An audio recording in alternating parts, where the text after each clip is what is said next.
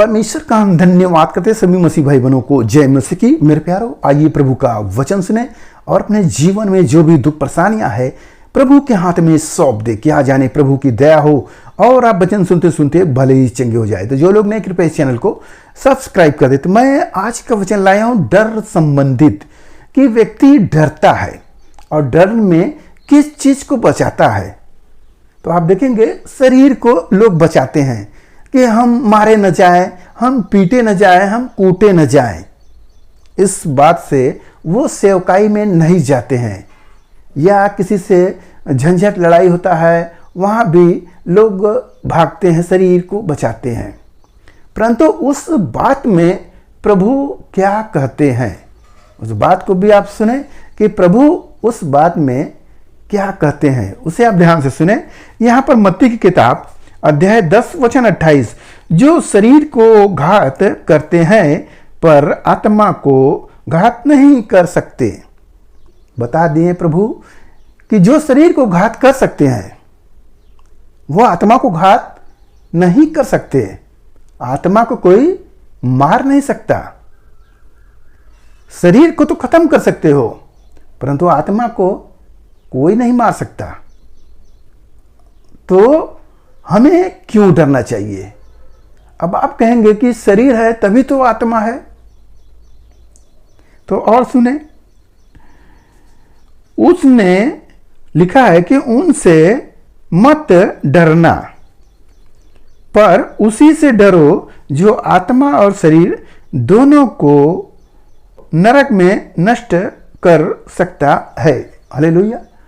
यानी कि शरीर को और आत्मा को जो नष्ट कर सकता है, कहाँ? नरक में।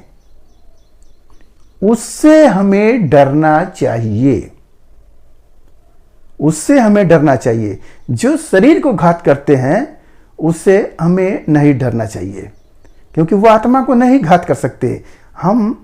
हमारा शरीर और हमारा आत्मा है, हम अकेले नहीं है। शरीर खत्म होगा, आत्मा है, आत्मा जीवित है, वो नहीं खत्म कर सकते। तो हमें किससे डरना चाहिए ये भी प्रभु बताएं कि उससे मत डरो। जो शरीर को घात नहीं करते बल्कि आत्मा को घात करते हैं, उनसे डरो। हमें उनसे डरना चाहिए। जो शरीर को घात करते हैं उनसे हमें नहीं डरना चाहिए। प्रभु ये सारी बात आपको बता दिए। अभी आपको शरीर में लगता है कि हम शरीर में बचाएंगे, तो वचन कहता है यहाँ रोमियो के 8 के 5वें अध्याय 6ठे वचन 5वें 6वें में कि शारीरिक व्यक्ति शरीर पर मन लगाता है और आध्यात्मिक व्यक्ति आध्यात्मिक बातों पर मन लगाता है। फिर लिखा है जो शरीर पर मन लगाता है तो मृत्यु है, परंतु जो आत्मा पर मन लगाता है जीवन और शांति है। तो हमें किस पर ध्यान देना चाहिए? आत्मा पर। यहां वचन बता दिया रोमियो किताब से। तो हम अगर शरीर के बारे में सोचेंगे तो हम निर्बलताओं में जा रहे हैं और शरीर का समाप्ति है। परंतु यहां प्रभु आपको शरीर और आत्मा दोनों बचाने के बारे में बता दिए। वो कोई आपसे छीन नहीं सकता। जैसे प्रभु शरीर सहित जीवित हुए, उनका शरीर छीना नहीं गया, वो शरीर सहित जिए। वैसे ही हम भी सब उसी रीति से वो प्रभु जो शरीर आपको दे देंगे। जो कोई घात करेगा भी तो शरीर सहित आत्मा शरीर दोनों को प्रभु जीवित करेंगे। हालेलुया। तो हमें डरना किससे चाहिए? जो हमें नरक पहुंचा सकता है, जो हमें वह पाप करा सकता है जिससे हमारा शरीर और आत्मा दोनों का नाश हो। हमें उसी से डरना चाहिए, अर्थात परमेश्वर के वचन के विरुद्ध नहीं चलना चाहिए। जब विरुद्ध चलते हैं तो हम नरक में जा सकते हैं। जब हम मूर्ति पूजा करते हैं तब हम जा सकते हैं। यदि हम प्रभु से क्षमा मांग लेते हैं तो हम बच सकते हैं। हालेलुया। तो तो आज के इस वचन से आपको पता हो गया कि हम शरीर को न बचाएं बल्कि आत्मा को बचाएं। आत्मा बचा रहेगा तो शरीर फिर मिल जाएगा। जैसे आपके मोबाइल का सिम, हमें सिम बचाना है, जो मेरा नंबर है उसी पर मेरा आईडी, ईमेल सब कुछ है। यदि वो खो जाए तो फिर खत्म हो जाएगा, फिर किसे निकलेगा।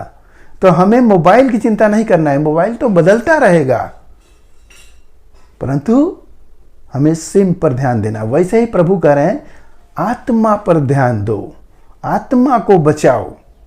वो दोनों को जो नाश करता है, जो आपके मोबाइल और सिम दोनों को तोड़े, उससे बचो। हालेलुया। तो मेरे प्यारो, ये तो मोबाइल का सिम टूट सकता है, खत्म हो सकता है, परंतु आपका आत्मा को कोई नष्ट नहीं कर सकता है। प्रभु उसी के बारे में बता रहे हैं। तो आज के इस वचन से आपको पता हो गया कि हमें शरीर नहीं बल्कि आत्मा को बचाना है। और डरना मनुष्यों से नहीं, हमें उस वचन से डरना है जो हमने पाप कर हो जाता है, जिससे हमारा व्यभिचार हो जाता है, जिससे हम मूर्ति पूजक बन जाते हैं, परमेश्वर को छोड़कर दूसरी ओर चले जाते हैं। उन सब से हमें बचना है और उसी से हमें डरना भी है कि हमें ऐसा गलती न होने पाए, ताकि हमारा शरीर और आत्मा दोनों नरक में चला जाए। हालेलुया। आज के वचन से जो कुछ मिला उस पर ध्यान करें, प्रभु आपको आशीष देंगे। आइए आपके लिए हम प्रार्थना करें। मान परमेश्वर, माँ का धन्यवाद करते हैं इसमें आज के दिन प्रभु जो यह वचन मिला, जितने सुने प्रभु ने आशीष मिले, उनके घर परिवार में सुख शांति बनी रहे, सभी लोग भले चंगे रहे। धन्यवाद करते प्रार्थना यीशु मसीह के नाम में, आमीन।